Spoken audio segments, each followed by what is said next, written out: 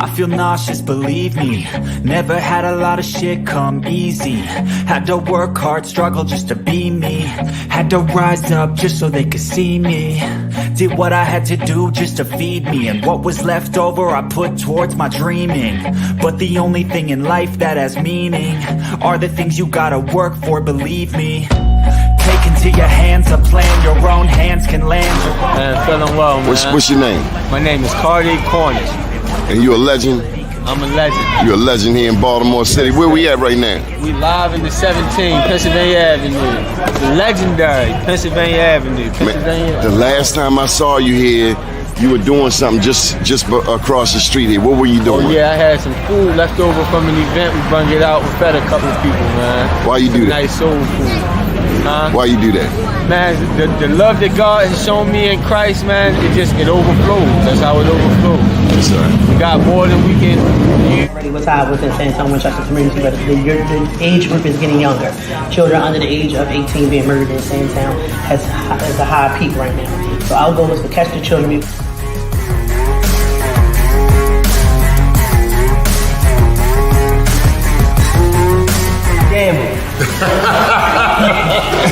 going hard, man. You going hard on that man today. So what do you think, Mr. Mayor? You got manufacturing right here, helping our young people despite all of the challenges in the city of Baltimore, right here on North Avenue. No, it's really about the growth. Just knowing being there when they were down in Fort Covington and seeing how far it's grown. Like you said earlier, like getting the Sorbet, where we got the Sorbet at the beginning, but now being able to, when I'm at Camden Yards, get it, or anytime I'm down at Holman Place to get it, and folks to not even know, but they gonna know now that like this is coming from young people in West Baltimore, right there in West Baltimore on North Avenue, where they think nothing great comes from, but they can see it with the young people. If you work for it, it's only worth it if you work for it. Here on the Mighty Mississippi, down right there in Prince Floyd, beautiful town, just leaving Algiers, which is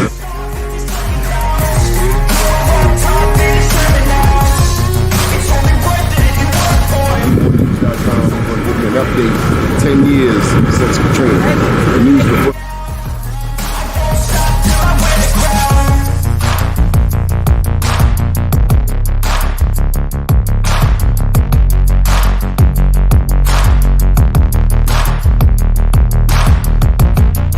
All right, y'all, this is what I came to New York for. Besides the Black Wall Street Awards, we're going in here and get some of this real good jerk chicken. Johnny Glover, out.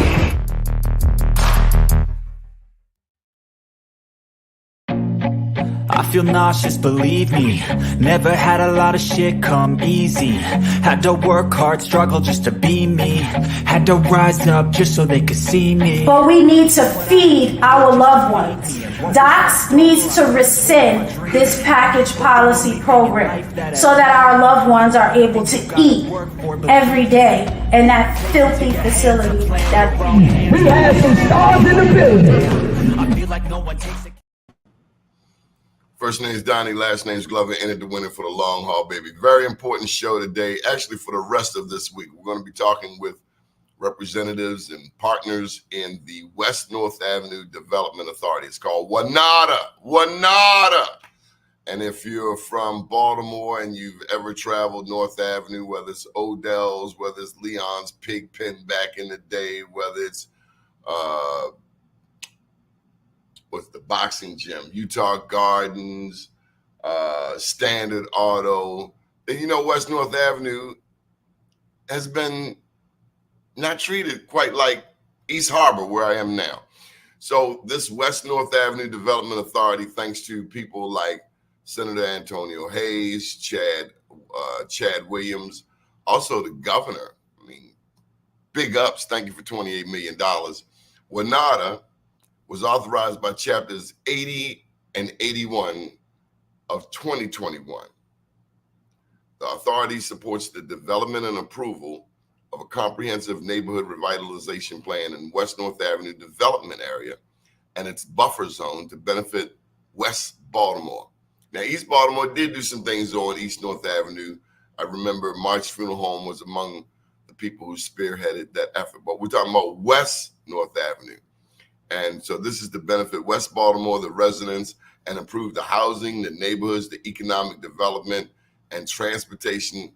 And that includes North Avenue, and then I think 100 yards to the south and 100 yards to the north, including motor vehicles and pedestrian traffic. Now, I did not say bike lanes, and we'll get into that. Foot traffic to catalyze equitable economic development opportunities throughout West Baltimore, which has been hindered by history of disinvestment. Joining us today is none other than, now I don't know him to be a developer. I know him as the councilman, but he did work for Baltimore Development Corporation, Mr. Leon Pinkett. Welcome to the show, sir. Hey, thanks, Doni. Thank you for having me. And then we have your one of your strategic partners, Alex Aaron. Good morning, Alex. How are you?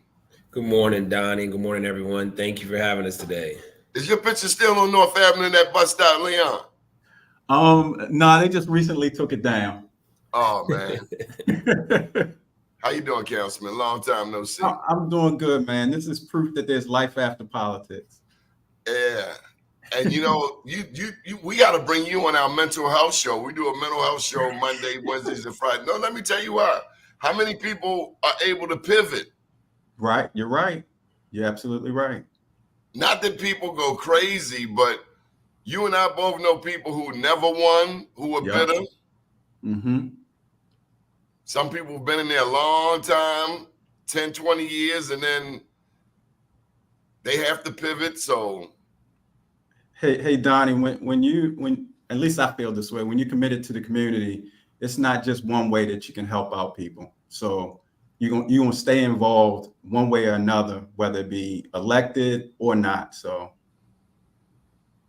and I'm gonna give you you have, but some people, they, you know, it's like the basketball court. They can't play, so they take their ball and go home. Alex, welcome to the show. I don't know if we've ever met, maybe once or twice, but what do you do, Alex? So I'm with Blank Slate Development. We are a local development and construction firm based right off North Avenue, and we specialize in restoring a lot of the vacant, blighted, and historic property throughout Baltimore. Okay. What do you think of this Dollar House program? You know, I think it's a step in the right direction. It's definitely needed. I'm hoping that we can see more subsidy and dollars behind it, because I think the challenge will be getting the funding, or the proper funding, or full funding rather, for these type of projects that typically have been vacant for decades and require serious rehabilitation to get them back online. So I'm hoping to see some more dollars committed to it, but it's a great start, and I'm excited, and I love to see the interest and a lot of the calls that we get, even people wanting to learn more, wanting to get involved. Councilman, you've been in local government. The Dollar House program today is not the Dollar House program from 20 years ago. No. Nor are the people running today's Dollar House program the same as the people 20 years ago, nor are the political connections the same. Correct. 20 years ago, Daniel Henson was the housing commissioner and the executive director of the Department of Housing and Community Development, and he had a direct connect. He and Mayor Schmuck had a direct connect with HUD. Mm-hmm. So there was a flow of money, right, almost seamless, and there was certain expectations with the Dollar House, and the Dollar Houses weren't 20 years more dilapidated. Correct. And I think that's what, you know, Alex is speaking to, is that, you know, in many instances in the city, you couldn't even give the houses away because of the level of, you know, dilapidation and the amount of investment that it would. A lot of people, because of lack of experience with properties like this, they severely underestimate the level of investment that it takes in order to, you know, not even, you know, make a profit or restore the properties, but just to get them to a place where you can do something with them. And so, you know, when we have projects like this, they have to be comprehensive, you know, not just the securing of the asset, but also the resources that need to be in place. And then the third step is really investing in the people to be able to acquire the properties after they're redeveloped. I mean, you really want to transform communities. All three levels have to be invested in.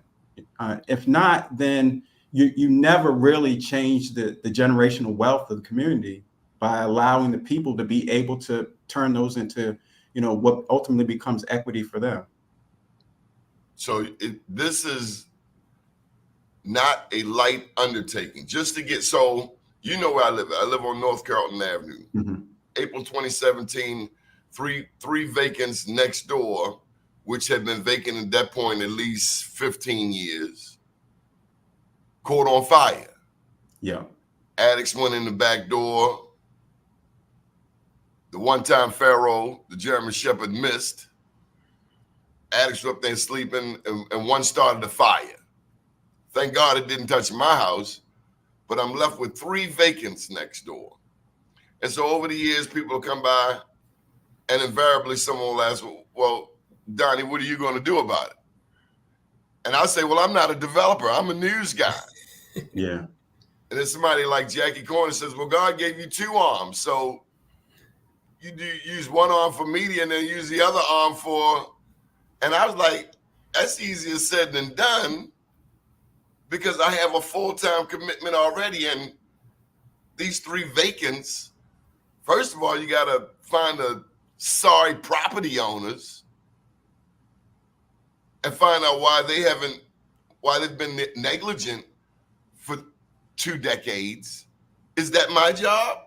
And I imagine as you redevelop North Avenue, West North Avenue, will you run into challenges with finding out who the property owner? How's it work, Alex? Yeah, I mean, those are all valid points and good questions. What I like about WNADA and the approach they're taking, it's meant to be collaborative, right? So they are working with state DHCD, they're working with Baltimore City DHCD to use existing and new tools to kind of acquire the properties that have since been vacant and blighted for years. We're not just leaving it to a private developer or investor to say, hey, go at it and go find a property. If they have the capability to acquire privately, they can.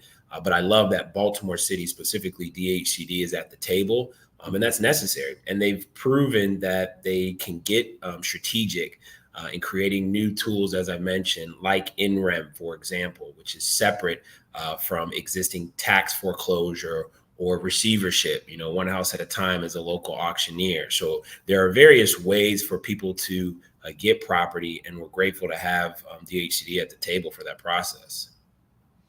Leon, does it require more legislation? I was speaking with Senator Kelly some years ago, and she was speaking about legislation necessary in Annapolis to actually take a property that's been neglected, ignored. And my God, man, just think about the fire down on Stricker Street, a building that should not have been in existence. And then 3 people died as a result of it. How difficult is it to take a house? It's extremely difficult. And so let me I guess, talk about it in this regards. And Alex has already spoken to it. It takes a level of partners. And so, fortunately, with I call him a visionary like Senator Antonio Hayes, getting, the legislation in place to create an entity like WNADA, but also, making certain that entity works with other partners that are already along, the West North Avenue corridor, specifically in that area. You think about Coppin Heights CDC, Druid Heights CDC, you think about neighborhood housing services. So you've got all of these entities working together, to really address the community and economic development goals of West North Avenue. But I think that there is another as much good work as WNADA has done and will continue to do. There is yet another step that can be made on the state level. And I know the hope is that it will happen in this upcoming General Assembly, is that for, leaders like Chad Williams and his team to be able to have acquisition authority, in communities like West North Avenue, because, to some degree, the limitations as it relates to acquiring properties always causes organizations like Chad's to be on the defense rather than to be on the offense. And so when they have acquisition authority, then they can start acquiring those key parcels that really become the catalyst for future economic development. And outside of that, they're always responding to something else that's happening as rather than being a promoter of economic development. What are your respective projects are on the Strip? Yeah, I'll go first. So as part of West North Ave Development Authority's RFQ process, we submitted as a developer and our capabilities and interests of, raising our hand and joining the redevelopment along West North Ave. So our company was selected to redevelop the Walbrook Mill site down on by Coppin, and that will actually become WNADA's office space. So it's a 2-story existing vacant building right by the train track. What that is. Yeah, so it's a pretty exciting. It's a lot of history behind it too. There's a lot of stuff online about the project, which is great. And it was one of the last vacant sites or vacant buildings, I will say, on that strip there. So WNADA is going to be up in the cut. At Walbrook Mill. That's right on North Ave. So we're excited to get that going. Used to be Thomas Avenue and Whitmore. Back in the day, you had to know somebody just to come through there. That's right. And I know Leon and BARCO are leading the charge in the back, so I'll let you talk about your project. Yeah, and so Doni, as you said earlier, part of my pivot is now I'm the executive director, CEO of a nonprofit real estate development firm called the Baltimore Arts Realty Corp, BARCO for short. And so what we focus on is creating spaces for artists. We really use economic development and the creative economy as a tool for really reviving communities. We believe that artists bring so much and the creative economy brings so much to communities and bring vitality, bring resources. And so we make certain that those spaces are secure for artists. And so our project, which is on the back, almost 3 acres of the site, is establishing about a 40,000 square foot makerspace for West Baltimore, which would be the second one that we've developed. Back in 2016, we developed what's called Open Works on Greenmount Avenue, a part of the Johnson Square community, which was a significant catalyst to all the great work that's happening in that community. And we want to replicate that same thing in West Baltimore, bringing those resources and access to a community that to this point has been deprived of those resources. So I got to ask you, man, down on the Eastern Shore, and it's not me, I'm just asking, down on the Eastern Shore, there's this beautiful mural of Harriet Tubman. Mm-hmm. Beautiful mural of Harriet Tubman, but it wasn't done by a Black artist. Baltimore is what, 55% Black? I mean, it's the demographics are changing. Mm-hmm. Freddie Gray, you were there. We see artists, and I'm not knocking, I'm just saying, it's a little strange to me when I go to a mural on Pennsylvania Gold and they're talking about immigrants. Mm-hmm. When you look at African-American history, we weren't immigrants. We were kidnapped. So I'm just saying, are there going to be Black artists in this arts? Oh, area? Yeah. I mean, and I agree. I mean, I'm not knocking other people. I'm just saying we always see like North and Charles. North and Charles, they took that area and transformed it overnight. And you like, who the hell are these people? I'm saying, I've just never seen them before. I'm just keeping it 100, man. No, obviously, whether it be development or art, we should look for opportunities for persons of all ethnicities to be able to express themselves, especially when you're talking about communities of color. And that's why, organizations like the Black Arts District along Pennsylvania Avenue are critical because it is possible to celebrate Black people, but not be exclusive to all other ethnicities. And it's important to do so. And I think that's one of the critical pieces, even with this makerspace, which essentially, in a word, is a community workshop where you can learn to make anything or you can make anything. And so typically those types of entities are around white institutions in communities where we don't have access to it. But those some of those Not resources. that we can't be artists. I mean, right, but like, yeah, and not just artists. I would be disappointed if we created this makerspace and it only became a place for hobbyists. For me, that's not what the intent is. The intent is to give people who have dreams and visions access to equipment and resources that they would otherwise not have.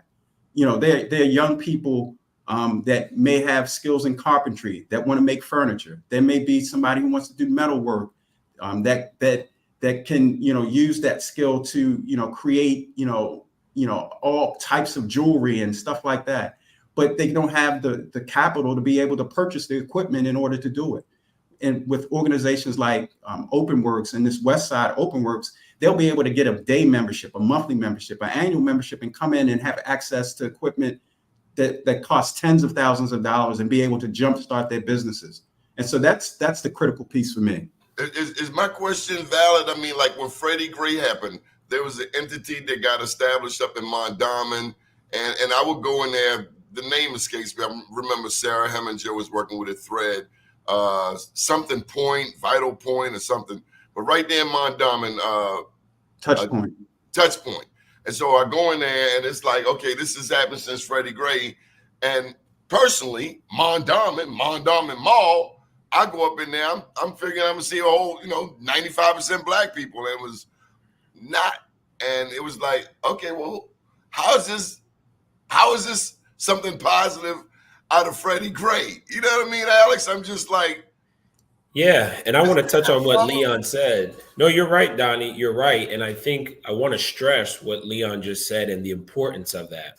When we talk about challenges and issues we face, even on the development side or the construction side, sometimes it's lack of talent. Sometimes it's lack of available labor, skill set, whatever. So with what they're proposing and setting up, and we really talk about economic development and MBE and WBE participation, if not for places like OpenWorks and what they're building, people would not have access or exposure to an opportunity to get trained or to use resources and equipment that, again, otherwise wouldn't be available to them. So I think when you think about developing an area that maybe has been primarily vacant or blighted, but you do have some existing and legacy residents, they should get a piece of the pie, right? So we talk about revitalization and not gentrification. But if they're not equipped to have a seat at the table, we have to help them and get prepared. So as all this development's going on, whether they're painters, carpenters, mechanical electricians, there's opportunities for them to learn and develop the skill set so they can participate in these projects. And that's what we want. And we want to encourage people to get involved, particularly when stuff is happening in their immediate community. And if I can dovetail off of what Alex just said, in my career doing economic development, I would consider, my involvement in Mondawmin Mall and that opening of that, first Target to the city back in, I think it was 2008, as one of, the most significant, milestones in my career. But if I would be honest, while there were hundreds of jobs, and maybe to this point, even thousands of jobs that were created when you think about construction and the retail for that particular location, I can't name one business that was created as a result of it. Hundreds of jobs, but maybe, if anything, a handful of businesses.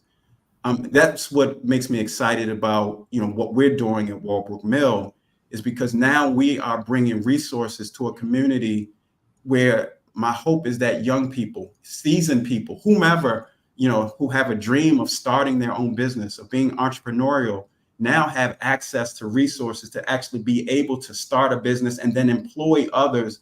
And that's really how we transform communities, when people have access to resources and then are able to able to create a new direction for their communities.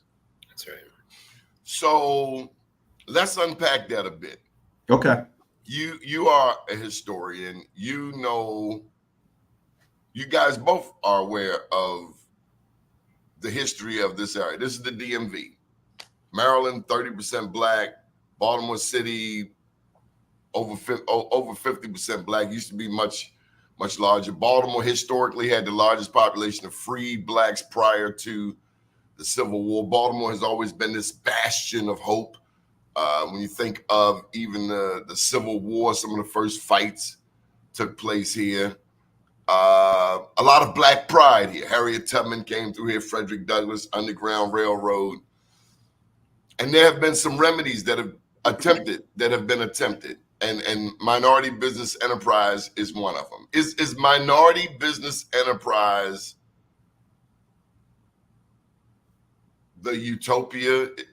Is it a panacea? Is it as beneficial as it's painted to be?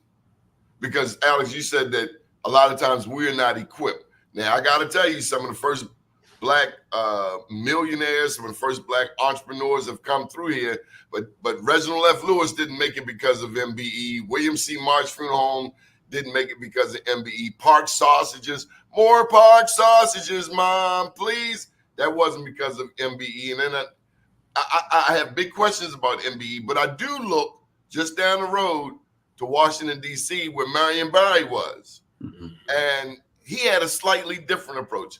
MBE has some things, but I think it's got questions, as many questions as it does answers.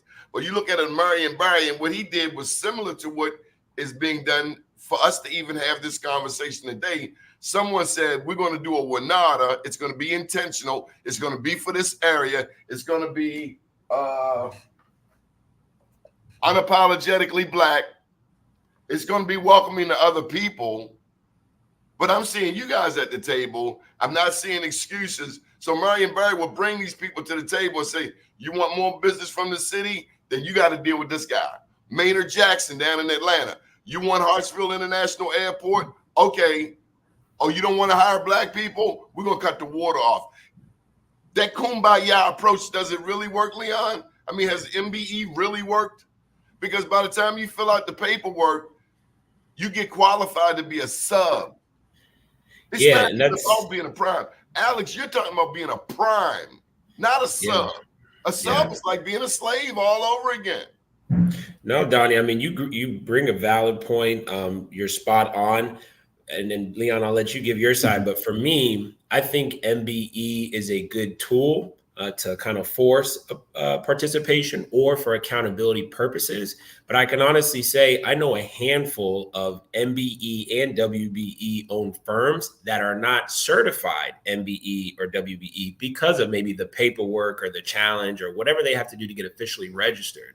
So again, I think there are plenty of folks that are talented and up and running that don't really need it and should be able to participate. Then there are folks that, maybe should use it as a way to get their foot in if necessary. But I don't think it is a requirement.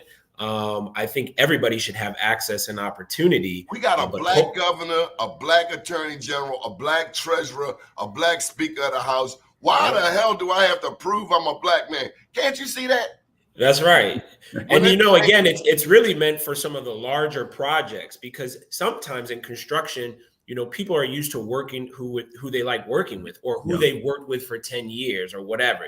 There's these firms that have these subcontractors that it's like clockwork. But again, when we talk about new opportunity, new development, particularly in an area that has suffered from disinvestment and development, we got to have a seat at the table. So again, it's a tactic and tool. I don't think it's the end all be all. I certainly don't think it's a requirement, but it is helpful for some to get in. I've even seen people take advantage of 8.8 and SBA and all the different tactics out there for them to be a sub and then maybe graduate to a prime.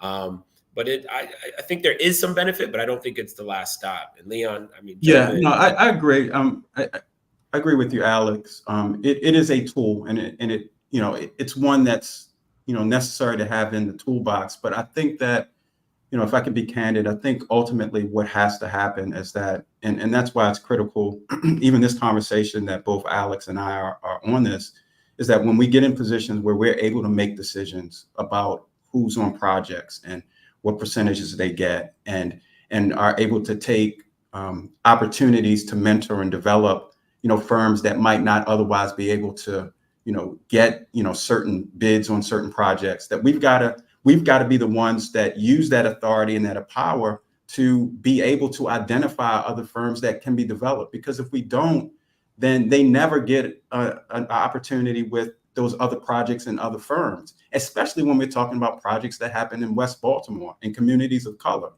And if we continue to make decisions like other projects and other firms make, then it becomes on us that we didn't give, our firms and our organizations and our people opportunity to grow.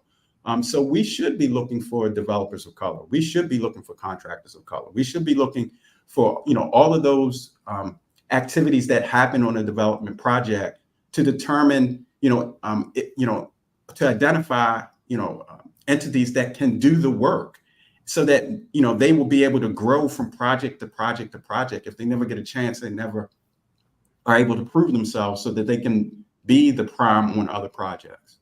So I gotta put a plug in here for Chad. Leon, and it's weird calling you Leon. Usually I'm calling you Councilman first, but Councilman, have you ever seen the communities from North and Mount Royal to North and Hilton together in the same room? Tell me how that felt. I mean, it's incredible because,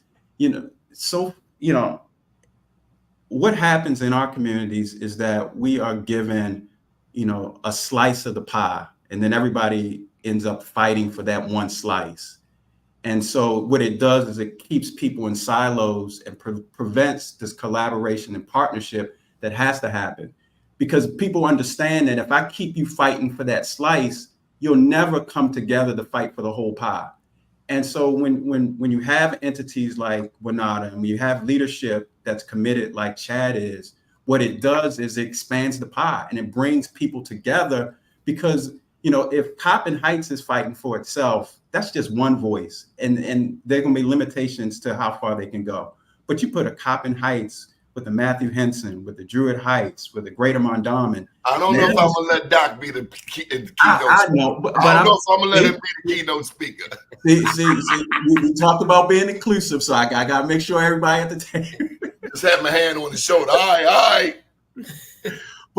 But bringing all of those voices together strengthens the voice of the community, and then you're able to get the resources. It's incredible the number, the amount of resources that WNADA has available to West North Avenue. And I know you already mentioned Senator Hayes, but I'm going to keep saying it's one thing to have the vision for this type of entity, but you also got to have the fight to make it happen. And so I know he's fighting, every year to make certain that these resources come, and then to have the relationships that are necessary.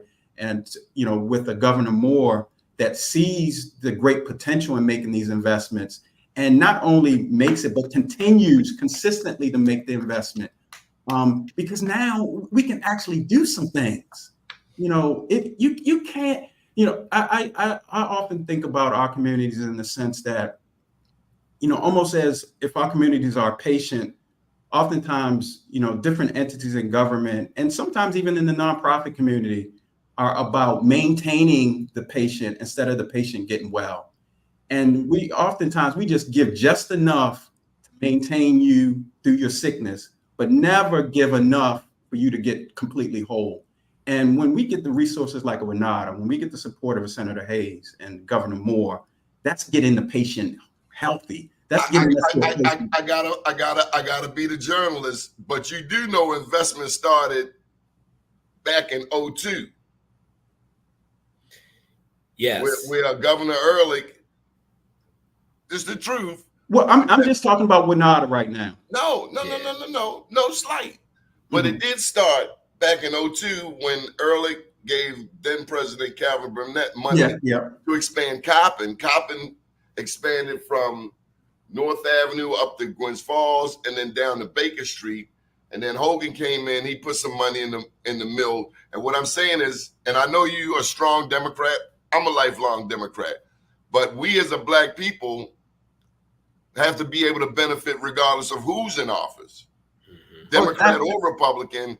And we're gonna be Black, whether they Democrat or Republican. We need an investment.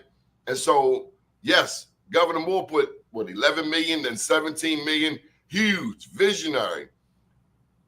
The point is, we need everybody's involved. Oh yeah, and you're absolutely right. right. I'm not a Trumpster. I just want that to be 100% clear. I mean, and you're right. We can go back and I would definitely not minimize the impact that Governor Early, Lieutenant Governor Steele, had, with resources, coming to Coppin. But and to build on it. Governor Moore said this yesterday on Sunday on Armstrong Williams. It shouldn't matter who brought the idea. If the idea works, then just work it. But sometimes egos get into play. Oh, so-and-so did it. So-and-so did it. I ain't the biggest fan of Martin O'Malley, but if he did something that's good, I'm going to give him his props. And we should build on it. Like the Dollar House program. At one point, it was working. It was viable. And then somebody thought it wasn't a good idea. But I'm just glad we're here. And I hope, regardless of who's in charge, that we keep people, they're talking about Westmore going for president. So be it. I hope we keep an Antonio Hayes in the loop. And I think that's an important thing to note, because oftentimes as developers, we walk into a space and it's like, heard this before, we've seen this before, we've been saying this for 30, 40 years. I'm not originally from Baltimore. I came here in 2015. I've been here ever since. And when I first got started, I was met with resistance. Of course, I did my homework, I did my research, and I understood so I could empathize with the residents. But what I can say is, what Leon's mentioning and the push from Senator Hayes, we haven't seen this before. Not ever. Chad Williams is being radical in his vision on how WNADA is set up and how it'll operate. It'll be very different from existing revitalization programs like Bernie or Corp or Legacy, which is great, and we still need those. But what they're trying to do with WNADA and the legislation they're continuing to push for in Annapolis should not be lost on us, and it's critical. And again, we do thank God for leaders like Senator Hayes and Governor Moore in supporting this. But if people ask what is going to be different than before and now, I think you're going to start to see personally on West North Ave. And something that I've been preaching among, a bunch of developers working locally here is exactly what Leon said. We got to stop working in silos. We don't have to form joint ventures and, pool our stuff together. But if we collaborate and we're taking away chunks, from, let's say, Park Ave all the way down to Hilton Road along North Ave, you can see that transformation instead of everybody kind of scatterskite all over the place. But working together, we got to put the egos to side.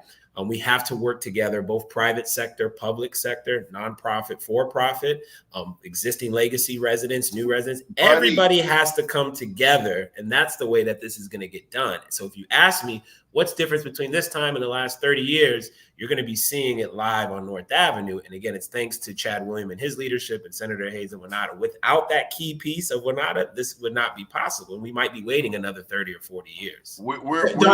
Doni, can I just throw in one other key piece that I don't want us to minimize? Because you mentioned the rich history of Coppin going all the way back to Dr. Burnett. I think, it is critical right now, the leadership of Dr. Jenkins.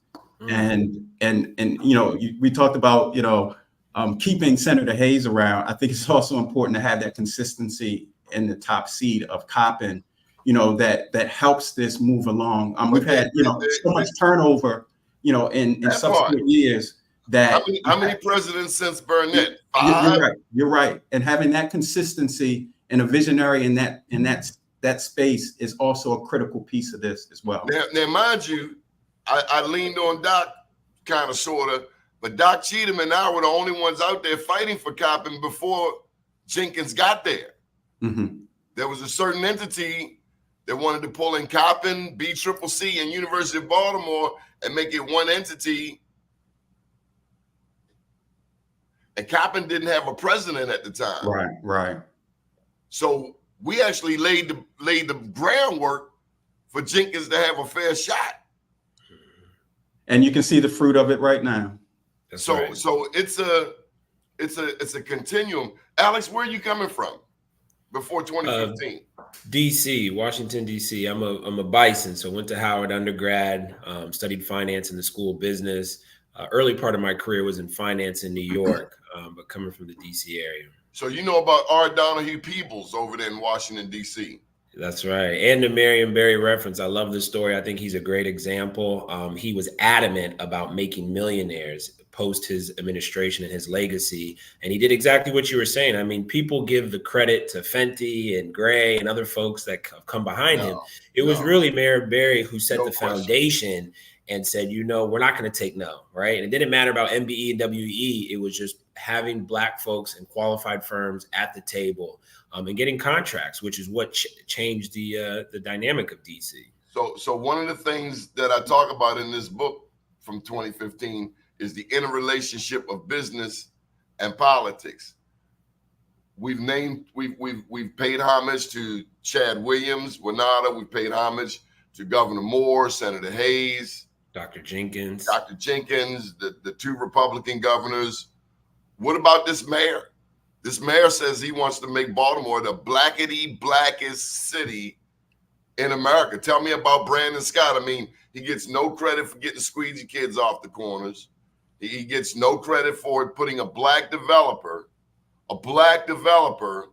over top of Baltimore's Inner Harbor, which is no one said a darn word about in 20 years. And as soon as this black developer goes down there, all of these darts are being thrown at him. Tell me about this mayor. This mayor plays a role in this project as well, eh?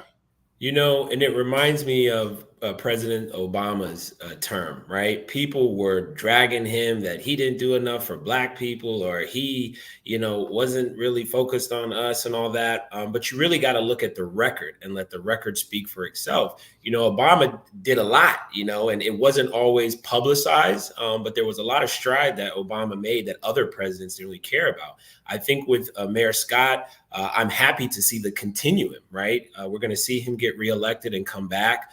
I think he's done a phenomenal job. If you look at the stats and the data of reducing crime, you know, being inclusive, working with folks, I think, and I'm hoping to see from the second term that we're going to see exactly what we were just talking about with Marion Barry and former mayors in Atlanta. And, you know, you're going to see economic development kicked up and maybe be a main focus of the second term on how he can really work with the private sector and the businesses to transform Baltimore and continue the work he already did in the first term. Yeah, and it's interesting, Doni, you keep holding up the magazine. You know, it could be said of Mayor Scott that he's unapologetically Black. He's unapologetically Baltimorean. I've heard him say that, and I've just not heard any mayor of Baltimore. And hey, look, I can be critical of Mayor Brandon Scott, but I got to give credit where credit is due. I've never heard that. And for him to say he's the blackest mayor, I mean, I just like. And that's why they're mad, and they can stay mad. You know, they big mad, they can stay mad, and all the names they call and this and that.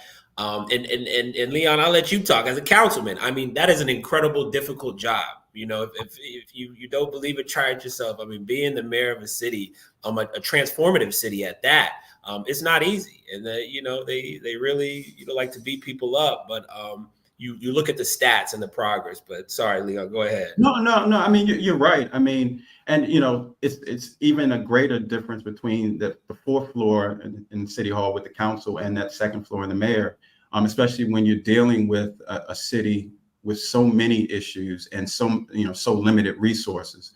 But I think if I could say, you know, I can say more about Mayor Scott, but if I could say, you know, one thing that is most impressive to me is he really cares about the future of Baltimore and those young people that have to be a part of the future.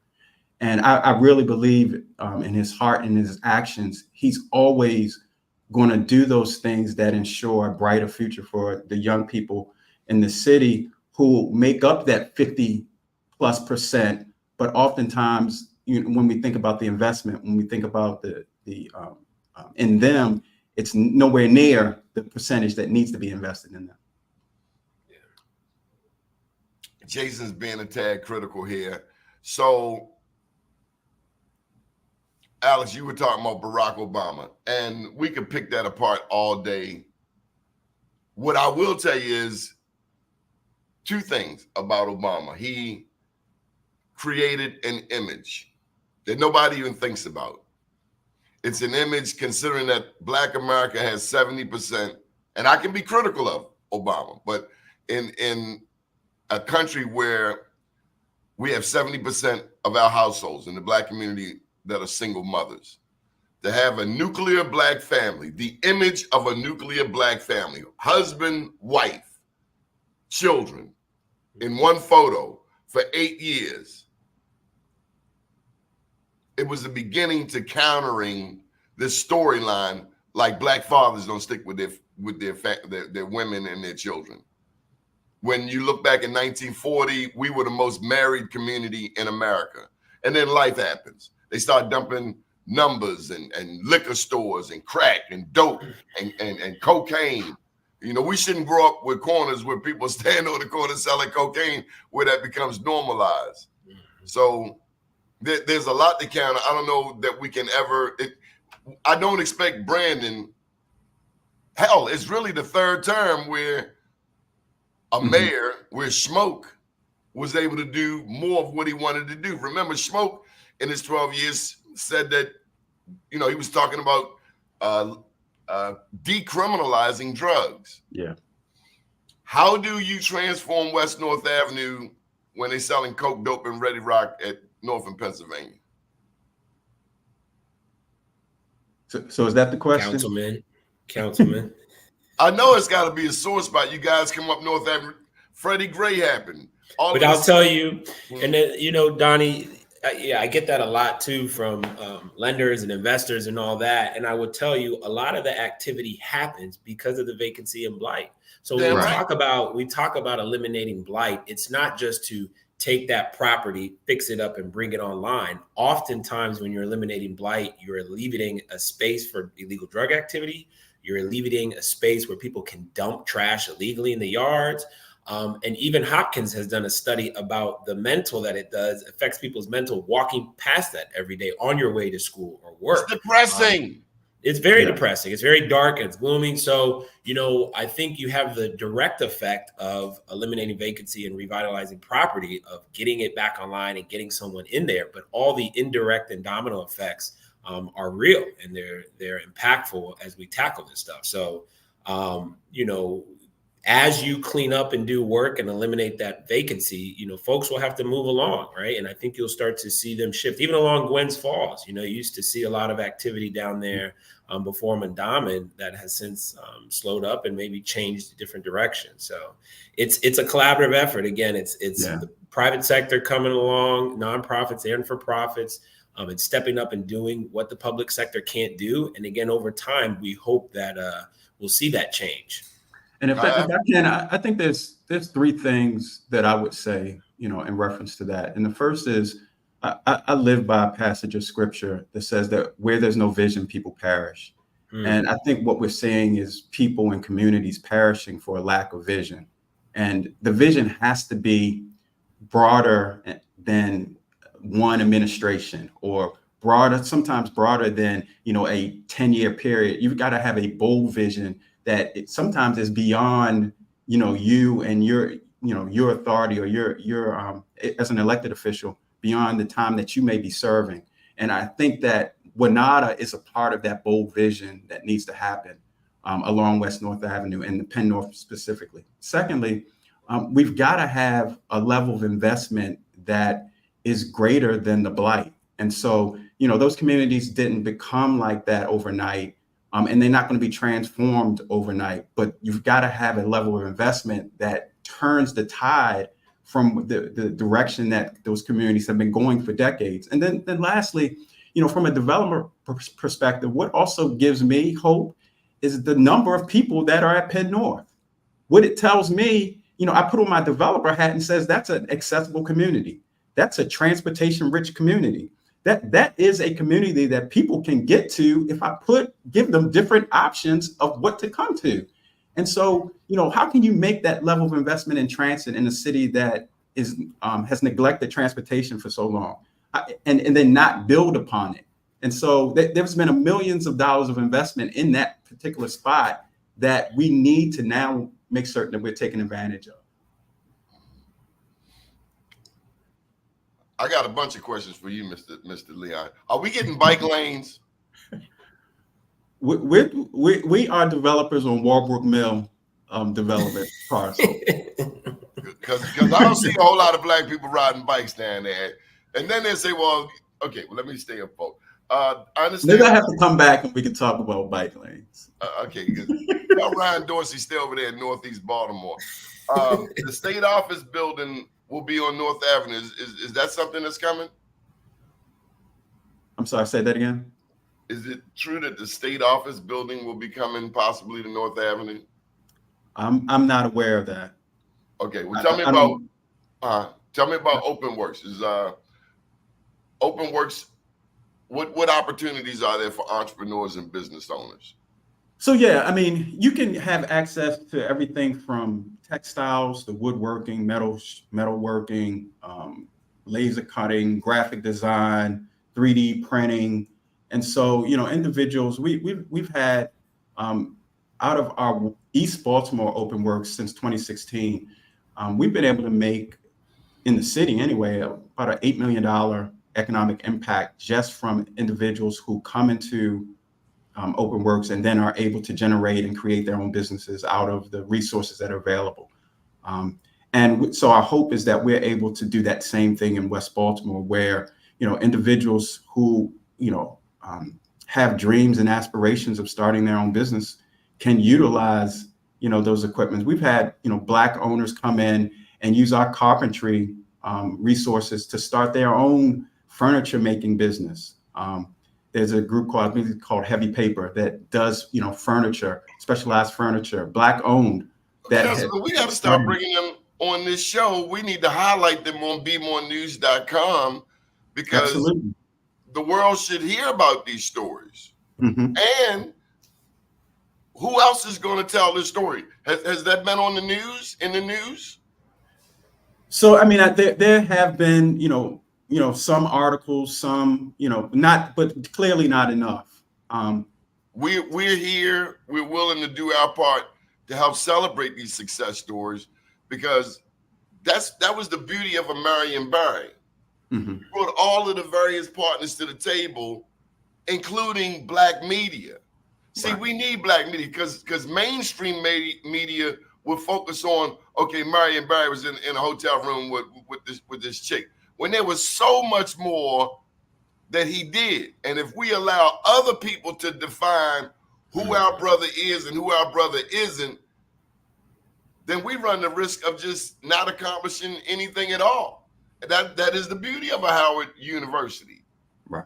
a WHUR, the Baltimore Afro, the Washington, D.C. Afro, the Washington Informer, Be More News. Without our Black media outlets, no one is going to effectively tell our story. No one is going to effectively advocate for us because if we leave it to the Banner, the Baltimore Sun, I mean, Armstrong Williams is Black, but and he's, he claims to be from D.C. He's really from South Carolina. I'm just saying, you're not going to catch Armstrong Williams walking down North Avenue, but you will see me walking down North Avenue. I do see your picture on North Avenue. So keep it a buck, keep it 100. That's right. When I go to D.C., Alex, I want to go to Southeast. Mm-hmm. I want to go to Benning Park, where they got a recreation center with lights at night for football. We don't even see this at our high schools in Baltimore. So we gotta pull from those things that work, implement them in West Baltimore. Freddie Gray happened. Listen, guys, we need a timeline. Next year will be 10 years since Freddie Gray. Yeah. 10 years where all of these politicians, Democrat and Republican, came to Penn North. Oh, wow. This is the first thing being done. The first thing ever where it brought together communities from North and Mount Royal all the way to North and Hilton. So what's the timeline look like, Alex? When can we expect to see the wow factor? Yeah, so WNADA, and apart from Walbrook Mill Project, Leon and I's project, there's a slew of other developers that were able to receive some grant funding for revitalization efforts along North Ave. So those are going live now, summer into fall. So I think we're going to start to see some momentum by the end of this year and certainly into next year. WNADA has their grant application live right now. I believe it's due this month in July. so that they'll have fiscal year 2025 awards. So, they've outlaid their plan for the next, 3 years, then 5 years, and 10 years plan. So I'm excited. Like I said, I know Senator Hayes is fighting down in Annapolis for us for even more additional legislation for this to be long term. But this is the catalyst that I think will kind of bring all that momentum and change to West North Avenue. Yeah, and like Alex said, outside of what's happening at Walbrook Mill, BARCO is involved, and I'd love to, if invited, come back and talk more about this project. We are working with the city's mayor's office of cable and communication, Charm TV, to create a new home for them in the Penn North community, about a 20,000 square foot development that not only will be, videography, equipment for the Charm TV facility, but it will also be an opportunity for residents to be trained on that same equipment, so that they can. That was there at Coppin. The Baltimore Cable Access actually started at Coppin, and then it shifted downtown. Well, it's time to bring it back to West Baltimore. Yes, and sir. This will be an opportunity for community members and young people alike to be able to gain skills on that equipment, but then also create their own narrative. Who knows? The next Donnie Glover might come out of being able to access that. I came out of Coppin. Yeah, by way of Morehouse, but Coppin. Absolutely. And so there are things happening. Clearly not enough, but we got to keep pushing. We got to keep collaborating. And we've been shouting out so many people. We got to give you your props as well, Donnie. I mean, because like you said, you've been in the trenches, long before many others, and have been consistent and always challenging, always pushing, always asking the right questions, always making certain that the community is in the room. And so I want to just thank you for your continued consistency. Well, you could have given up too, because I remember you working for Jay Brody, and I wasn't giving you no breaks, man. Jay Brody, oh my God! But you were still able to bring, and you didn't give up. Plus, you went in the gym, started lifting weights on me, But Donnie, no, we appreciate you, and we want to invite you out. Like you said, you will be on the pavement, you'll be on North Ave. So as projects progress, we'd love for you to come out. We'd love for you to document and see what's going on. There are a lot of developers for homeownership. So when we talk about generational wealth and building wealth, not just building apartments for rent, but there are some for-profit developers looking on North Ave to do some of the row homes for redevelopment for home ownership. And hopefully through Dr. Jenkins and his leadership, the students that sometimes graduate and leave now can stay in the community, live in community, and contribute and live and work and play right within the footprint. You guys have put this out here a couple of times. I just want to give you a little bit of history. You've mentioned Dr. Jenkins a couple of times. One thing we will never forget about Dr. Calvin Burnett in his 32-year tenure at Coppin. I don't know if you noticed, Alex, but he would walk from Coppin State to the harbor and back every day. Now, I know Dr. Jenkins has a lot of other things to do, but what you get from that type of investment of time by walking from Coppin down North Avenue, down Pennsylvania Avenue to the harbor, back uptown every day, is you get to know who the people are. And they get to know who you are. Today, and this is separate from Dr. Jenkins, we live in a world of this. That's the world we live in. When the reality is, we need people with boots on the ground. We need him to come over to Moreland Avenue, to Warwick, to Ruxton, to Bentlow, to Poplar Grove. Come on, Leon, you ain't from West Baltimore if you ain't been to Poplar Grove. God forbid, Gwynns Falls and Ricestown. Yeah. And Gwynns Falls and Ricestown was not always a cupcake type of neighborhood. It's gone through some changes. We got to be in the community. Leon, the first question to you is your picture still on North Avenue? Right. That's North Avenue. That's a main thoroughfare, despite the rhetoric and the negativity. Alex, the 2100 block of West North Avenue has a $3 million facility there, citywide youth development, home of Made and Be More clothing home of frozen desert sorbet. That man has busted his butt, Rashid Aziz, to empower young people. We've talked for a whole hour, and we left that success story out. The Avenue, the bakery. I mean, there's a lot of successful businesses over there. The Florist on North and McCullough and Druid. So, and that's what Leon was saying earlier. I think, to your point, Donnie, people are looking at this like, oh, it's not there yet, crime activity. But to a developer with vision, it's like, this is a gold mine. You got walkability, you got foot traffic. That's great for retail. You know, people coming up and patronizing different places to eat, drink, whatever. So you are right. You know, I look at North Ave and from a DC perspective, thinking about like a U Street, right? Or 14th Street. Can we get a trolley? Can we get a trolley? We don't need a trolley. We don't want to start that. That was a lot to do over there on 8th Street. But we got the light rail on Howard Street. But, you know, it's just, it can be a thoroughfare that's phenomenal, that can have bustling businesses, you know, again, home ownership and rental opportunity, all within that strip. So we don't have to go downtown. If you want to, you can, but you should also be able to have that right in your community. Leon, any thoughts of the beautiful 3-story structures along North Avenue? Beautiful 3-story structures that have just been neglected. And then the alleys. I remember when you were councilman, you know, we'd be needling you, and I was not pushing Marvin Hayes on you, but to clean, we were cleaning up in the alleys.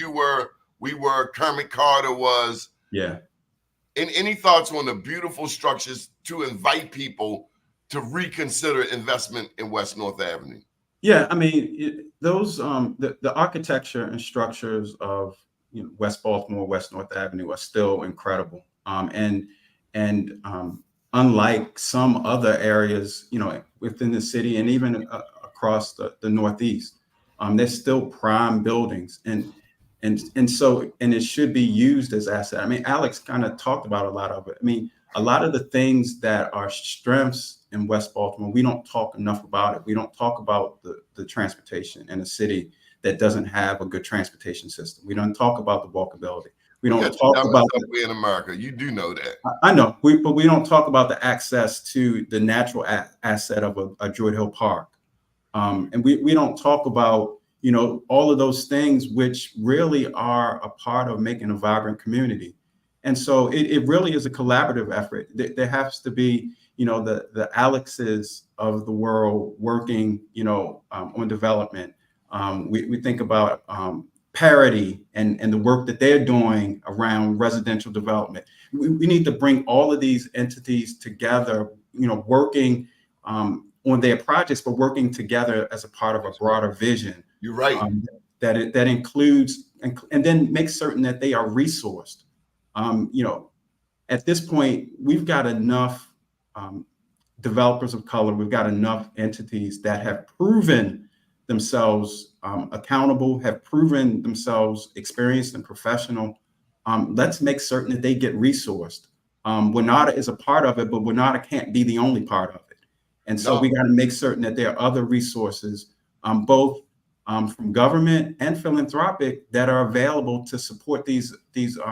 And you know, I think what's impressive about they're young people that are working and doing this work. Let's get them the tools that they need, the financial tools that they need, so they can continue to grow our communities. Well, I want to let you gentlemen know on August the 10th, Saturday, August the 10th, we're going to be recognizing you two at our Black Wall Street Summit at Morgan State University. Details are forthcoming, but it is important that we connect WNADA, West North Avenue Development, to Baltimore City main streets, to Pimlico and the Preakness and Park Heights, to the work that the Salvation Army will be doing down in Sandtown. Yep. Bringing their headquarters there.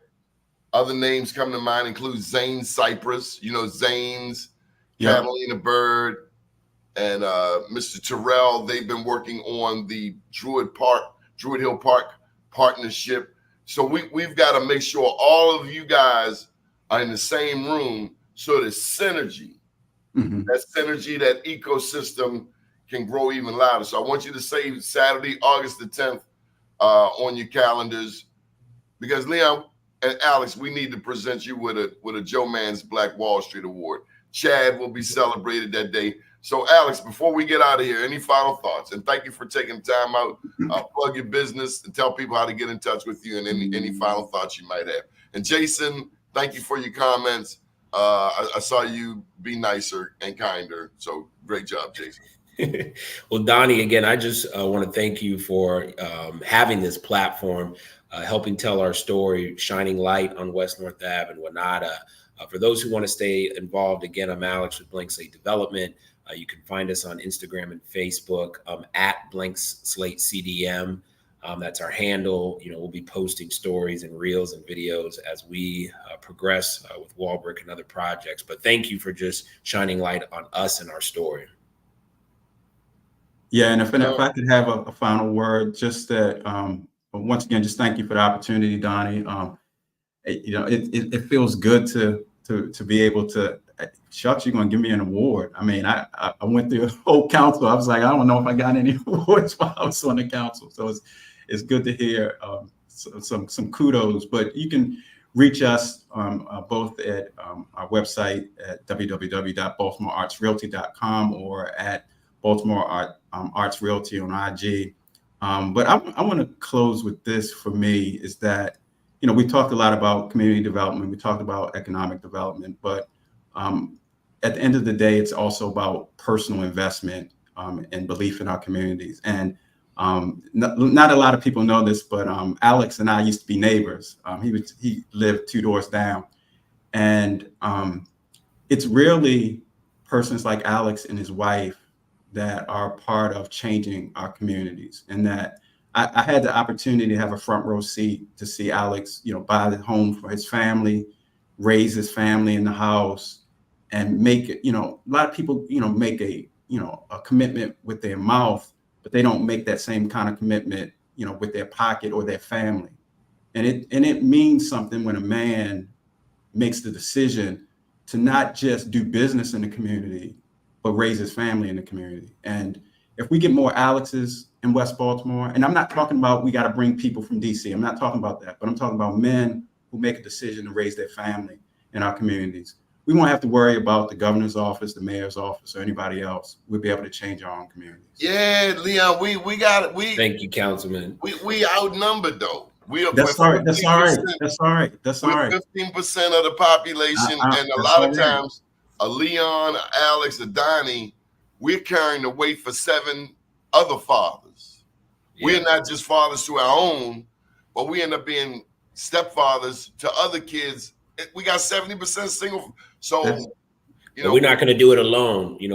I think the theme we've been talking about throughout today is unity and collaboration. Mm-hmm. And I'm going to end with a tagline that we say at Blank Slate. Doni, I wanted to say at the beginning when you were talking about a pivot, but things are always going to go awry, right? Whether it's a construction project, whether it's family business, whatever, things happen. So at Blank Slate, we always say we don't panic, we pivot. So if we can remember that theme of constantly pivoting, working together and collaborating, you don't have to do that on your own.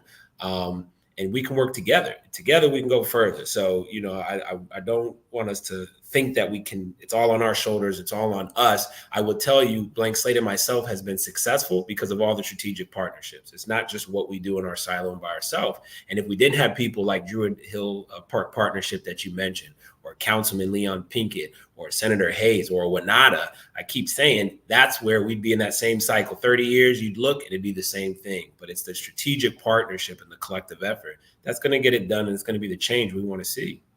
So thank you. We just can't forget the history that there's this black butterfly and this white L, and for the past all of our lives, the investment in a 9-1 Democratic city, 2-1 Democratic state, the investment, considering that black people change every election. We put anybody in office or out of office.